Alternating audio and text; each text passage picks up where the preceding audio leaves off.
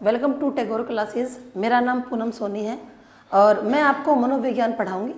जैसा कि आप सभी को पता है, जितने भी अध्यापक से संबंधित एग्ज़ाम होते हैं, चाहे वो एसटेट हो, सीटेट हो या फिर राजस्थान का कोई भी एग्ज़ाम हो ऐसा टीचिंग का, उसमें साइकोलॉजी जो है उसके 30 मार्क्स की वो जो आती ही आती है।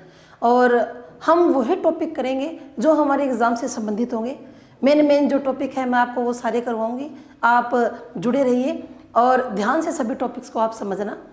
तो आज जो हमारा टॉपिक होगा वो हम इस मनोविज्ञान को शुरुआत से बिल्कुल बेसिक से शुरू करेंगे। इसका हम तो मनोविज्ञान जिसको हम साइकोलॉजी कहते हैं, ये जो मनोविज्ञान है, साइकोलॉजी है, ये जो विषय है ये कहाँ से आया है। सबसे पहली तो यही बात हमें जानना बहुत ज़रूरी है, क्योंकि ये देखा गया है कि जितने भी ये जो पीआरटी लेवल के जो एग्ज़ाम होते हैं उसमें ये क्वेश्चन बार बार पूछा जाता है कि मनोविज्ञान जो है वो कहाँ से आया है, मनोविज्ञान किससे निकल कर आया है। तो देखिए, जो मनोविज्ञान है वो दर्शन शास्त्र से निकल कर आया है। दर्शन शास्त्र जिसको हम फिलोसफी बोलते हैं, मनोविज्ञान इसी से निकल कर आया है। देखिए, पहले मनोविज्ञान दर्शन शास्त्र का ही एक अंग हुआ करता था, लेकिन बहुत से ऐसे प्रश्न थे जिसका जवाब दर्शन शास्त्र दे नहीं पाया, तो एक मनोविज्ञान को अलग विषय के रूप में निकाल लिया गया और इसको एक अलग विषय का दर्जा दिया गया। और जैसा कि आप सबने पढ़ा है कि अरस्तु, सुकरात और प्लेटो, एक और नाम है इनके साथ, रेन देकार्ते, ये चारों ही बड़े फेमस दर्शन शास्त्र के जो है वो माने जाते हैं। यानी कि ये चारों ही फिलोसफर हैं, अरस्तु, सुकरात, प्लेटो और रेन देकार्ते। इन चारों ने ही बहुत प्रयास किया और इनके प्रयासों से ही क्या हुआ कि दर्शन शास्त्र से मनोविज्ञान को एक अलग विषय का दर्जा दे दिया गया। लेकिन अगर आपसे पेपर में ये पूछ लिया जाए कि मनोविज्ञान का जन्मदाता कौन है, तो मनोविज्ञान का जन्मदाता किसको माना जाता है? अरस्तु को माना जाता है। कई बार सिर्फ स्टूडेंट्स को उलझाने के लिए ये प्रश्न भी किया जाता है कि मनोविज्ञान का पितामह कौन है। तो देखिए, चाहे जन्मदाता पूछा जाए चाहे पितामह पूछा जाए, आपने जवाब देना है अरस्तु। देखिए, कोशिश तो इन चारों ने ही की थी, लेकिन जो अरस्तु है उसको ये दर्जा दिया गया। इसका क्या कारण था कि अरस्तु ने एक बुक लिखी थी। बुक का क्या नाम था? D enema. इस बुक के अंदर अरस्तु ने मनोविज्ञान के बारे में विस्तार से बतलाया था और इसी ने सबसे ज़्यादा प्रयास किया था इस विषय में। तो अरस्तु को मनोविज्ञान का जन्मदाता या पितामह माना जाता है। फिर ये जो साइकोलॉजी है, ये जो शब्द है वो कैसे बना है? साइकोलॉजी शब्द दो शब्दों से मिलकर बना है, साइकी प्लस में लोगोस, साइकी जमा लोगोस। और ये जो दोनों शब्द हैं ये कौन सी भाषा के हैं? ये ग्रीक भाषा के हैं। देखिए बच्चों, आपको याद होगा, आपने 7वीं 8वीं कक्षा में ये पढ़ा था एसएस की बुक के अंदर कि यूनान नाम का जो है वो एक देश हुआ करता था जिसकी भाषा ग्रीक थी और जिसकी सभ्यता कौन सी थी? रोम हुआ करती थी। आया कुछ याद? हम ये 7वीं 8वीं में पढ़ते थे ये चीज़ कि यूनान देश की भाषा ग्रीक हुआ करती थी और उसकी सभ्यता क्या है? रोम हुआ करती थी। ये जो ग्रीक भाषा है, इस ग्रीक भाषा का सुधरा हुआ रूप ही लैटिन भाषा माना जाता है।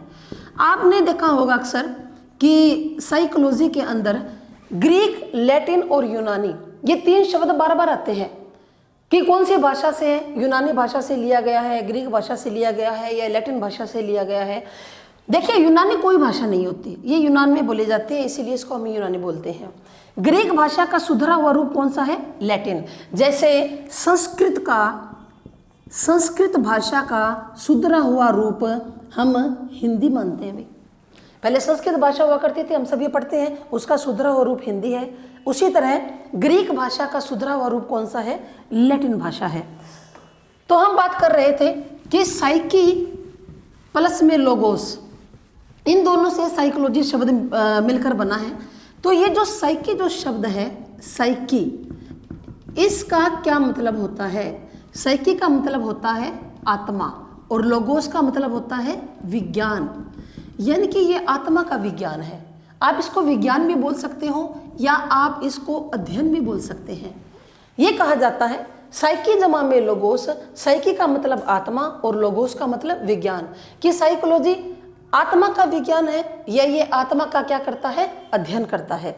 ठीक है, फिर इसके बाद अगर आपसे यूं पूछ लिया जाए पेपर में कि मनोविज्ञान शब्द का प्रयोग सबसे पहले किसने किया था, ये प्रश्न भी कई बार पूछा गया है कि मनोविज्ञान शब्द का प्रयोग सबसे पहले किसने किया था। 1590 की बात है। रूडोल्फ गोल्काय नाम के एक व्यक्ति ने एक बुक लिखी थी और इस बुक का क्या नाम था, साइकोलॉजिया। इसको मनोविज्ञान की प्रथम पुस्तक माना जाता है। मनोविज्ञान की पहली पुस्तक का दर्जा साइकोलॉजिया को दिया गया है, जो कि रूडोल्फ गोल्काय ने लिखी थी 1590 के अंदर। इस पुस्तक के अंदर रूडोल्फ गोल्काय ने साइकोलॉजी शब्द का पहली बार इस्तेमाल किया था। ठीक है, आपको समझ में आया। अगर ये पूछ लिया जाए कि सबसे पहले साइकोलॉजी शब्द का इस्तेमाल किसने किया था, तो आपका जवाब होगा रूडोल्फ गोल्काय। और यदि ये पूछ लिया जाए साइकोलॉजी का जन्मदाता या पितामह कौन है, तो हमारा जवाब होगा अरस्तु। साइकोलॉजी कौन से विषय से अलग होकर आया है, तो हम कहेंगे दर्शन शास्त्र से अलग होकर आया है। साइकोलॉजी कौन से दो शब्दों से मिला है, साइकी जमा में लोगोस। ये शब्द कौन सी भाषा के हैं, ग्रीक भाषा के। साइकी का मतलब आत्मा और लोगोस का मतलब विज्ञान या अध्ययन। अरस्तु के बुक का नाम पूछा जाए, डी एनिमा नाम की बुक लिखी थी अरस्तु ने, और कब लिखी थी, 16वीं सदी के अंदर। अब हम बात कर रहे हैं कि आत्मा का विज्ञान है या आत्मा का अध्ययन है, तो ये ऐसा क्यों माना गया, क्योंकि जैसे कि हम पढ़ रहे हैं इसके अंदर कि दर्शन शास्त्र से अलग होकर आया। और आप सभी को ये पता है कि दर्शन शास्त्र के अंदर क्या किया जाता है, आत्मा और परमात्मा की व्याख्या की जाती है कि आत्मा क्या है, परमात्मा क्या है। ठीक है, और आज भी दर्शन शास्त्र इसी बात में उलझा हुआ है। तो ये नेचुरल सी बात है कि जिस चीज से कोई चीज अलग होकर आती है, शुरू में उसके गुण होना स्वाभाविक सी बात है। तो इसी तरह से मनोविज्ञान के अंदर सबसे पहले इसको आत्मा का विज्ञान माना गया या आत्मा का अध्ययन जो है ये इसको कहा गया। ये कब की बात थी, ये बात थी 16वीं सदी की। अब हम ये देखेंगे कि कालक्रम के अनुसार जो साइकोलॉजी की परिभाषा है, मनोविज्ञान की जो परिभाषा है, वो किस प्रकार बदलती चली गई। तो 16वीं सदी की जो ये बात हम कर रहे थे कि 16वीं सदी के अंदर मनोविज्ञान को आत्मा का विज्ञान कहा गया, आत्मा का विज्ञान कहा गया। और ये आत्मा का विज्ञान मानने वाले में से कौन थे, सुकरात, प्लेटो, अरस्तु और देकार्ते। इन चारों ने क्या माना कि ये आत्मा का विज्ञान है। ठीक है, स्टडी ऑफ सोल है। ये बात बहुत समय तक मानी जाती रही, लेकिन जब 17वीं सदी आई, 17वीं सदी के अंदर इस बात पर विवाद हो गया, विवाद खड़ा हो गया। और ये विवाद करने वाला कौन था, ये पोम्पोनाजी नाम का एक मनोवैज्ञानिक था, जो कहाँ का रहने वाला था, इटली का रहने वाला था। और इसका एक साथी भी था, साथी का क्या नाम था, थॉमस रीड। और एक और था इनके साथ, उसका क्या नाम था, टिचनर। इन्होंने ये माना, पोम्पोनाजी ने ये कहा कि आप लोग जो ये बोल रहे हो कि मनोविज्ञान आत्मा का विज्ञान है, तो ये कैसे संभव है, क्या आत्मा का अध्ययन किया जा सकता है, आत्मा क्या होती है, कहाँ रहती है और कहाँ चली जाती है, हम आत्मा का प्रयोगशाला में अध्ययन किस प्रकार से कर सकते हैं। अगर हम उसी बात को लेकर चलें कि ये आत्मा का अध्ययन है, तो आप ये बताइए क्या प्रयोगशाला में इसके ऊपर कोई रिसर्च या ऐसा कुछ किया जा सकता है। इस बात का जवाब इन चारों के पास नहीं था। तो फिर इससे कहा गया अभी चलो तुम ही बताओ ये क्या है। अगर तुम कह रहे हो कि आत्मा का विज्ञान नहीं है तो मनोविज्ञान क्या है। पोम्पोनाजी ने कहा कि ये मन का विज्ञान है, ये आत्मा का विज्ञान नहीं है, मन का विज्ञान है। और मन का मतलब क्या लिया जाता है, मस्तिष्क से लिया जाता है। मनोविज्ञान में मन का मतलब मस्तिष्क से लिया जाता है। ठीक है। तो ये कहते हैं कि मन का विज्ञान है, मस्तिष्क का विज्ञान है, ऐसा कहा था पोम्पोनाजे ने, थॉमस रीड ने और टिचनर ने। ये बात भी मानी जाने लगी कि मन का अध्ययन किया जाता है। लेकिन जब 18वीं सदी आई तो 18वीं सदी के अंदर इस बात पर भी विवाद हो गया। विवाद क्या हुआ कि ऐसा पूछा गया इनसे, आप कह रहे हो ये मन का विज्ञान है, जब आत्मा का प्रयोगशाला में अध्ययन संभव नहीं है तो मन का किस प्रकार से है? मन क्या चीज है? मन की संरचना कैसी है? क्या हम इसका अध्ययन कर सकते हैं? अगर आपके पास कक्षा के अंदर 30 बच्चे बैठे हो तो आप क्या पता लगा सकते हैं कि उनके मन में क्या चल रहा है, मस्तिष्क में क्या चल रहा है? इसका जवाब इनके पास नहीं था। तो 18वीं सदी में विवाद हुआ और इस विवाद के कारण 19वीं सदी के अंदर क्या माना गया कि ये चेतना का अध्ययन करता है। चेतना का क्या करता है? ये अध्ययन करता है। या आप यूँ कह सकते हो कि ये चेतना का क्या है? विज्ञान है। जो मनोविज्ञान है ये क्या है? चेतना का विज्ञान है। ये किसने माना? ये माना विलियम जेम्स ने। ऐसा मानने वाले में से कौन थे? विलियम जेम्स, विलियम वुंट,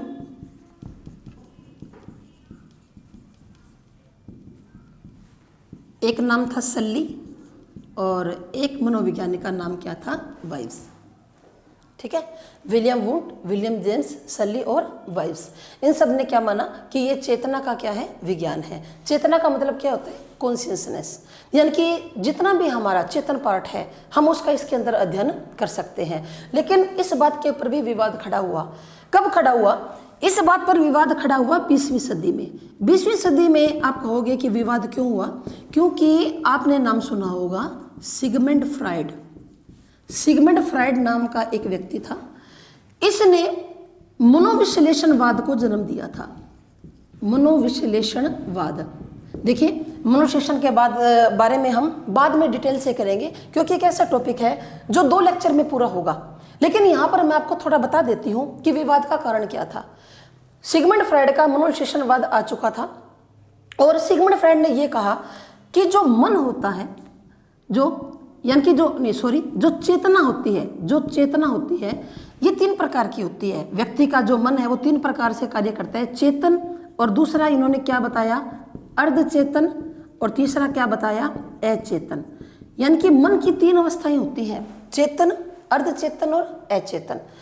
चेतन पार्ट हमारा होता है केवल 10%, अचेतन पार्ट होता है 90%, और जो अर्धचेतन, अर्ध का मतलब नाम से पता चल रहा है आधा, यानी कि चेतन और अचेतन के बीच की अवस्था, इसको हम क्या कहते हैं? अर्धचेतन। देखिए मैं आपको शॉर्ट में बताती हूँ।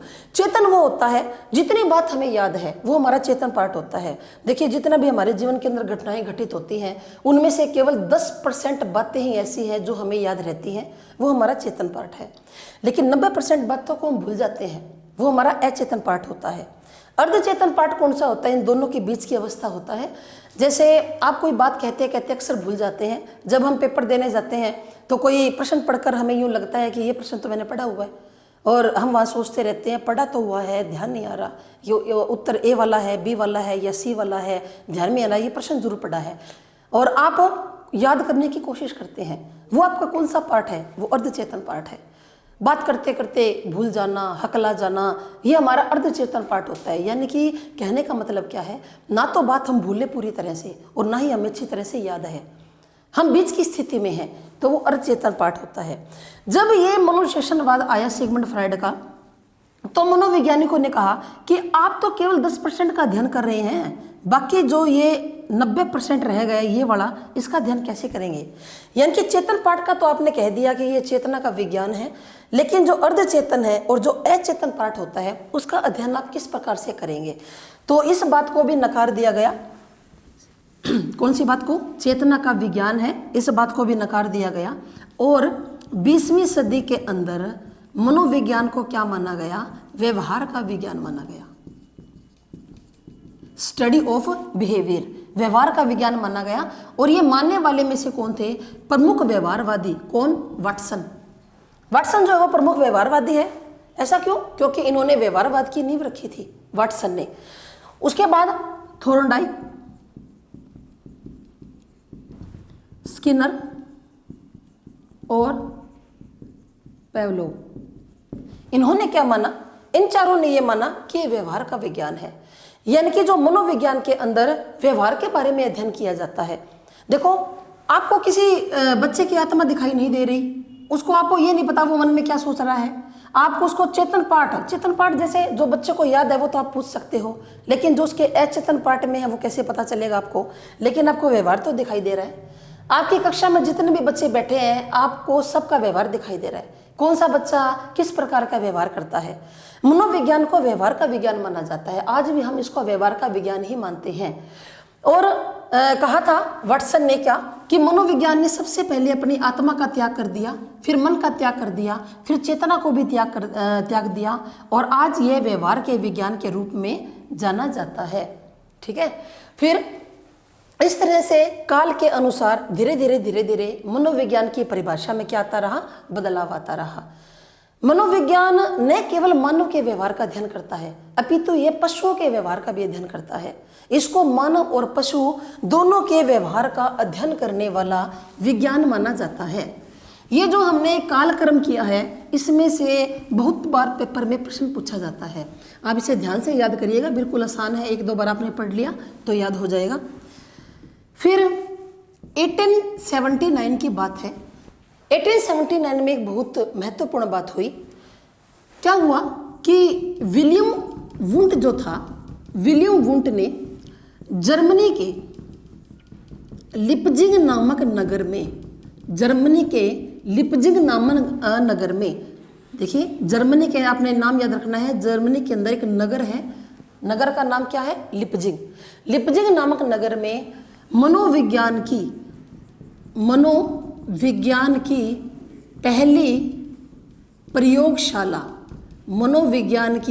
पहली प्रयोगशाला स्थापित की। ये विश्व की पहली प्रयोगशाला थी मनोविज्ञान की। कहाँ पर स्थापित की, जर्मनी में। कौन सा नगर था, लिपजिंग, और सन कौन सा था, 1879। ये प्रथम मनोविज्ञान की पहली प्रयोगशाला इन्होंने स्थापित की। और आज इस जगह पर, किस जगह पर, जर्मनी के लिपजिंग नामक नगर में, जहाँ पर पहले ये प्रयोगशाला स्थापित की गई थी, आज इस जगह पर कार्ल मार्क्स विश्वविद्यालय बन चुका है। कार्ल मार्क्स विश्वविद्यालय आज इस जगह पर बन चुका है। फिर 1890 के अंदर विलियम जेम्स नाम के एक मनोवैज्ञानिक ने एक पुस्तक लिखी। पुस्तक का क्या नाम था, principles of psychology. Principles of psychology नाम की एक बुक लिखी, किसने, विलियम जेम्स ने। कब, 1890 के अंदर। और इस पुस्तक के अंदर विलियम जेम्स ने बहुत नई बातें बताई। नई क्या बताई, बातें बताई। और जो नई बातें बताता है उसको आधुनिक कहा जाता है ना, हम मॉडर्न बोलते हैं ना, जो नई बातें करता है, नए तरीके से चलता है, हम उसको मॉडर्न बोलते हैं। तो आधुनिक मनोविज्ञान का जनक किसको कहा जाता है, विलियम जेम्स को। आधुनिक मनोविज्ञान का जनक, ये प्रश्न कई बार पूछा गया है पेपर में। अगर आपसे ये पूछा जाए सीधा ही मनोविज्ञान का जनक बताइए तो आप अरस्तु को बताएंगे, लेकिन अगर ये पूछा जाए कि आधुनिक मनोविज्ञान का जनक कौन है तो आप बताएंगे विलियम जेम्स है। ठीक है, और ये दोनों जो है प्रश्न आपने अच्छी तरह से याद करने हैं कि 1879 में मनोविज्ञान की पहली प्रयोगशाला बनी थी, और 1890 में क्या हुआ था, प्रिंसिपल ऑफ साइकोलॉजी नाम की बुक आई थी, और इस बुक के कारण विलियम जेम्स को आधुनिक मनोविज्ञान का जनक कहा जाता है।